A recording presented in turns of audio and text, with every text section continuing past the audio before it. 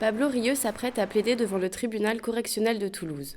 La formation de ce futur magistrat, qui vient d'intégrer l'École nationale de la magistrature, inclut en effet 6 mois de stage dans un cabinet d'avocats. Passer de l'autre côté de la barre fait partie intégrante du cursus de 31 mois suivi par les auditeurs de justice.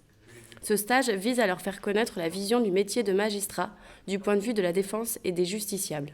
Le dossier d'aujourd'hui est un dossier d'escroquerie qui concerne 3 sociétés, un groupe industriel qui faisait dans le bâtiment de l'électricité et dont la comptable a détourné des sommes très importantes, le préjudice poursuivi étant de plus de 240 000 euros. Avec le maître de stage, puisqu'on plaide à 2, puisqu'il y a plusieurs volets au dossier, on s'est réparti les éléments de fait et de droit qui vont être développés dans nos plaidoiries respectives, en essayant de faire le moins de redites possible et de bien déterminer les préjudices qu'on va expliquer.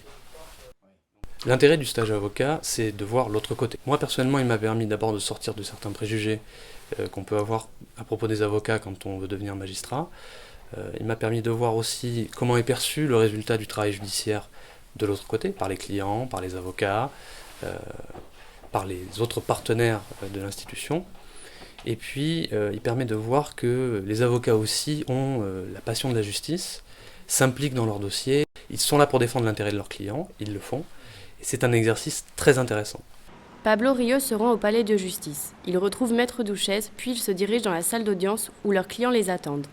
Ces derniers espèrent que leur demande sera entendue et qu'ils pourront se faire rembourser les 240 000 euros détournés par leur ancienne comptable.